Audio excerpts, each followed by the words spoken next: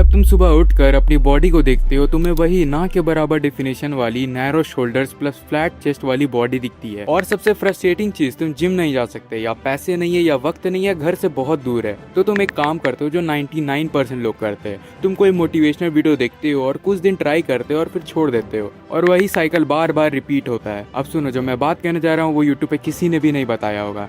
Gym तुम्हारी aesthetic physique के लिए जरूरी नहीं है, ना कभी था। दुनिया के most dangerous physics pure body weight calisthenics से बनी हुई होती है। ब्रूस ली ने कभी जिम नहीं किया, और तोजी का फिजिक जो तुम्हें इंस्पायर करता है वो सिर्फ एक चीज का रिजल्ट है, रॉ कंट्रोल प्रोग्रेसिव मूवमेंट। आज मैं तुम्हें कंप्लीट कैलिस्थेनिक्स ब्लूप्रिंट दूंगा, वर्कआउट, डाइट, साइंस, मिस्टेक, सब कुछ एक ही वीडियो में बिना बकवास के। अगर सच में अपनी बॉडी चेंज करनी है, नोट्स निकालो और शुरू करते हैं। पहले एक बात क्लियर करते हैं, एस्थेटिक फिजिक का मतलब ये नहीं कि तुम बिगेस्ट हो या सबसे हैवी हो। एस्थेटिक फिजिक का मतलब होता है प्रोपोर्शन, वी टेपर यानी ब्रॉड शोल्डर्स, वाइड लैट्स और एक टाइट वेस्ट। जब तुम टी शर्ट में खड़े होते हो तो लोगों के सबकॉन्शियस माइंड में तुम्हारे बारे में एक इमेज बन जाती है, डोमिनेंट और केपेबल वाली, बिना तुम्हारे एक वर्ड बोले। अब यहाँ कुछ लोग बोलेंगे भाई बॉडी वेट से मसल नहीं बनती। ये सबसे बड़ा मिथ है जो तुम्हारे प्रोग्रेस रोक रहा है, और मैं इसे साइंस से तोड़ना चाहता हूँ। मसल ग्रोथ का एक यूनिवर्सल रूल है प्रोग्रेसिव ओवरलोड, यानी तुम्हारी मसल को कॉन्टिन्यूअसली एक नया चैलेंज मिलना चाहिए। जिम में ये वेट बढ़ाने से होता है, कैलिस्थेनिक्स में ये लेवरेज, एंगल और वॉल्यूम बढ़ाने से होता है।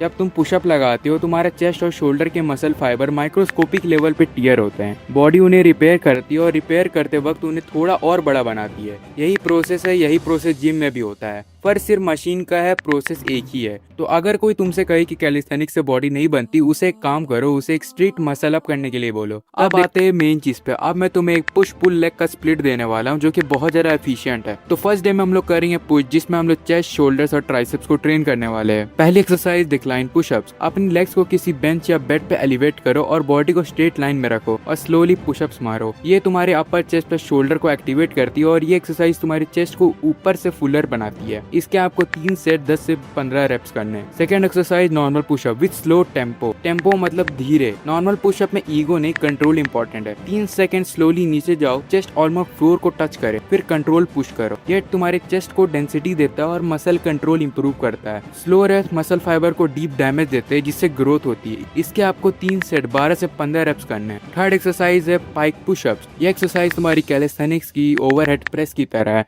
इसमें तुम्हारे फ्रंट शोल्डर्स एक्टिवेट होते हैं और तुम्हारी ओवरऑल शोल्डर की स्ट्रेंथ इंप्रूव होती है। ये मूवमेंट तुम्हारे शोल्डर्स को 3D कैप देता है। इसके तुम्हें 4 सेट्स करने हैं 8 से 12 रेप्स के। फोर्थ एक्सरसाइज है लैटरल रेजेस। आई नो तुम्हारे पास वेट्स नहीं होंगे, तो बैग में कॉपी भर दो और उसे एक वेट की तरह यूज करो। बैग को साइड से स्लोली ऊपर उठाओ, चीटिंग बिल्कुल नहीं। एल्बो स्लाइटली बेंड रखो और शोल्डर से लिफ्ट कर। ये तुम्हारे साइड लेल्स बनाता है, जो कि एक वी टेपर के लिए सबसे इंपॉर्टेंट चीज। इसके तुम्हें 3 सेट 15 से 20 रेप्स करने हैं। फिफ्थ एक्सरसाइज है डिप्स, और ये सबसे पावरफुल कैलिस्थेनिक एक्सरसाइज है। ये तुम्हारे लोअर चेस्ट और ट्राइसेप्स को पूरी तरीके से फाड़ देता है। ये एक्सरसाइज चेस्ट और आर्म्स को बल्की लुक देती है। इसके तुम्हें 3 सेट 12 से 20 रेप्स करने हैं। अब इसी के साथ हमारा डे 1 खत्म होता है। अब हम लोग अब डे 2 में हम लोग करने वाले पुल, जिसमें हम लोग बैक को टारगेट करेंगे। फर्स्ट एक्सरसाइज है पुलअप्स, और ये नॉन नेगोशिएबल है। कैलिस्थेनिक्स में सबसे पावरफुल एक्सरसाइज है बैक के लिए पुलअप। बार को शोल्डर वेट ग्रिप से पकड़ो, बॉडी को कंट्रोल वे में पुल करो जब तक चिन बार के ऊपर ना जाए। और अगर पुलअप्स नहीं होते तो तुम नेगेटिव पुलअप्स ट्राई कर सकते हो, उससे तुम्हें डिसेंट पुलअप स्ट्रेंथ आ जाएगी। पुलअप्स तुम्हारे फुल बैक प्लस स्ट्रेंथ को एक्टिवेट करता है। इसके आपको 4 सेट मैक्स करने, जितने भी हो पाते। सेकंड एक्सरसाइज है वाइड पुलअप। हाथ को वाइड रखो और चेस्ट को बार की तरफ पुल करो। ये तुम्हारे लैट्स को हाईली टारगेट करते हैं। इससे तुम्हारी बैक विंग जैसी लगती है।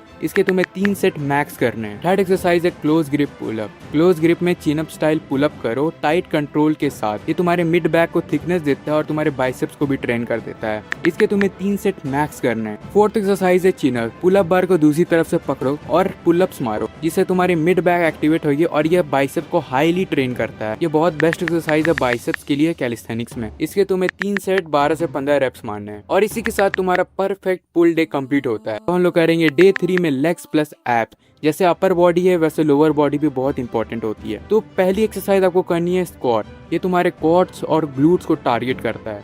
इसके आपको 4 सेट 15 रेप्स करना। सेकंड एक्सरसाइज है वॉकिंग लंजेस। एक स्टेप आगे जाओ, नीचे ड्रॉप करो, फिर स्विच करो। ये तुम्हारे बैलेंस प्लस लेग सिमेट्री को इंप्रूव करता है, जो कि एथलेटिक मूवमेंट कंट्रोल के लिए बेस्ट एक्सरसाइज है। और इसके तुम्हें 3 सेट 12 रेप्स ईच लेग्स करने हैं। थर्ड एक्सरसाइज है जंप स्क्वाट। नॉर्मल स्क्वाट की पोजीशन में जंप एक्सप्लोर करो। इसके तुम्हें 3 सेट 10 रेप्स मारने हैं। फोर्थ एक्सरसाइज है लेग रेजेस। ये तुम्हारी एब्स के लिए सबसे बेस्ट एक्सरसाइज है। हैंगिंग या लेइंग पोजीशन में लेग्स को स्लो ऊपर उठाओ। ये तुम्हारे लोअर एब्स को ट्रेन करता है, जो कि तुम्हें वो वी टेपर फिजिक अचीव करने में हेल्प करेगा। इसके तुम्हें 3 सेट 15 से 20 रेप्स मारने हैं।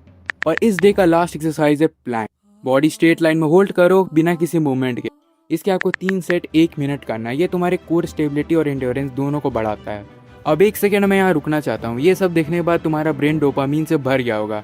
यार क्या ही तो गाइड मिल गई, आज से पक्का शुरू करूंगा। और मैं गारंटी देता हूँ 90% लोग इस वीडियो को बंद करके सब भूल जाएंगे। मोटिवेशन का नशा फट से उतर जाएगा। इसलिए मैंने तुम्हारा एक और एक्सक्यूज खत्म कर दिया है। ये पूरे वर्कआउट का एक प्रॉपर पीडीएफ तुम्हें डिस्क्रिप्शन में मिल जाएगा। उसे डाउनलोड कर लो या फिर वॉलपेपर में लगा लो, मुझे नहीं पता, लेकिन एक्सक्यूज नहीं आने चाहिए। अब वापस आते हैं। अब वो पार्ट जिसको लोग सबसे ज्यादा इग्नोर करते हैं और फिर कंप्लेन करते हैं कि बॉडी नहीं बन रही। डाइट। वर्कआउट 30% है, डाइट तुम्हारी 70% है। ये किसी का ओपिनियन नहीं है, ये फिजिक्स है। मैं तुम्हें कोई फैंसी चार्ट नहीं दूंगा, सिर्फ 3 रूल्स बताता हूँ। पहला रूल, प्रोटीन हर मील में होना चाहिए। मसल प्रोटीन से बनती है, कार्ब से नहीं। अगर तुम्हारा वेट 60 kg है, मिनिमम 100 से लेके 120 ग्राम प्रोटीन डेली चाहिए। बजट फ्रेंडली सोर्सेज जैसे कि अंडे, दाल, सोया चंक्स, पनीर, दूध, ये सबको तुम अपनी डाइट में ऐड कर सकते हो। एक मील स्किप मत करना, 1 ग्राम प्रोटीन मिस नहीं होना चाहिए। Rule number 2, sugar is your enemy. अगर एक चीज है जो तुम्हारी कैलिस्थेनिक प्रोग्रेस को सबसे ज्यादा रोक रही है, वो ये है, जब तुम शुगर खाते हो ब्लड में इंसुलिन स्पाइक आता है। और साइंस का एक स्ट्रिक्ट रूल है, इंसुलिन और ग्रोथ हार्मोन एक साथ ब्लड में हाई लेवल पर एग्जिस्ट नहीं करते। यानी 1 गिलास कोला पीते हो, इंसुलिन ऊपर जाता है और तुम्हारा ग्रोथ हार्मोन क्रैश कर जाता है। जो वर्कआउट किया है वो 40% लेस इफेक्टिव हो गया। उस 10 मिनट के टेस्ट के लिए तुमने लिटरली अपने ग्रोथ हार्मोन का गला घूट दिया। Cola, energy drinks, biscuit, chips सब कट कर दो completely. Rule number 3, numbers track करो। भाई मैं तो बहुत खाता हूँ, नहीं खाते। अगर सरप्लस में नहीं हो तो कभी मसल नहीं बनेगी। ChatGPT पर अपना वेट डालो, वो एग्जैक्ट कैलोरी टारगेट देगा। फिर उस नंबर को डेली हिट करो, अंदाजा लगाना बंद करो। अब वो चीज जो कोई नहीं बताता, और यही वो चीज है जिस पर सब कुछ डिपेंड करता है, प्रोग्रेसिव ओवरलोड। ये जिम का कॉन्सेप्ट है, लेकिन कैलिस्थेनिक्स में लोग इसे कम्प्लीटली इग्नोर करते हैं। अगर तुम रोज वही 10 पुशअप लगा रहे हो, महीने बाद भी वही 10 पुशअप लगा रहे हो, तुम्हारे बॉडी 1 मिलीमीटर नहीं बढ़ेगा। बॉडी को सिर्फ तभी ग्रो करने की जरूरत पड़ती है जब उसे लगता है कि उसे करंट स्टेट से ज्यादा चाहिए। तो हर वीक या तो रेप्स बढ़ाओ या सेट्स बढ़ाओ या हार्डर वेरिएशन ट्राई करो। इसे नॉर्मल पुशअप से डायमंड पुशअप से आर्चर पुशअप्स। 3 मिस्टेक जो बिगिनर गारंटी करते हैं। पहली गलती, फॉर्म से ज्यादा रेप्स। जिम में नहीं गए ठीक है, पर अगर 25 खराब पुशअप्स कर रहे हो, चेस्ट को फील ही नहीं हो रहा, तो तुम सिर्फ एनर्जी वेस्ट कर रहे हो। 10 परफेक्ट कंट्रोल पुशअप्स मारो जिसमें तुम्हारी चेस्ट फुल्ली स्ट्रेच और स्क्वीज हो। 25 खराब रेप से ये 3 गुना ज्यादा इफेक्टिव है। फॉर्म पहले, वेट और वॉल्यूम बाद में। दूसरी गलती, डेली ट्रेनिंग। मसल वर्कआउट के वक्त नहीं, रेस्ट के वक्त ग्रो होती है। जब तुम ट्रेन करते हो मसल फाइबर डैमेज होती है, जब तुम सोते हो बॉडी उन्हें रिपेयर और रिबिल्ड करती है।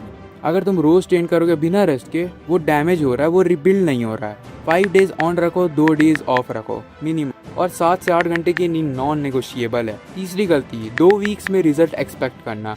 सोशल मीडिया पर कोई 30 डे ट्रांसफॉर्मेशन देगा, खुद से कंपेयर किया, फ्रस्ट्रेटेड होकर क्विट कर दिया। भाई उस बंदे का स्टार्टिंग पॉइंट तुम्हें नहीं पता है, ना उस बंदे का जेनेटिक्स पता है, और ये भी नहीं पता कि उसने कुछ यूज किया है या नहीं।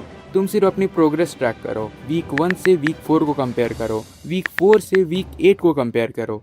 2 महीने कंसिस्टेंट रहने के बाद मिरर तुम्हें खुद बता देगा। अब देखो, रोड मैप तुम्हारे सामने है। वर्कआउट दिया है, डाइट दिया है, साइंस दिया, मिस्टेक्स बता। इस वीडियो को देखने वाले 90% लोग कल वही करेंगे जो आज कर रहे थे। वही फोन, वही रील्स, वही कंफर्ट जोन। लेकिन अगर तुम उस 1% में हो जो जनरली अपनी स्टोरी चेंज करना चाहते हैं, तो अभी कमेंट में जाओ, टाइप करो फिजिक आर्क स्टार्टेड।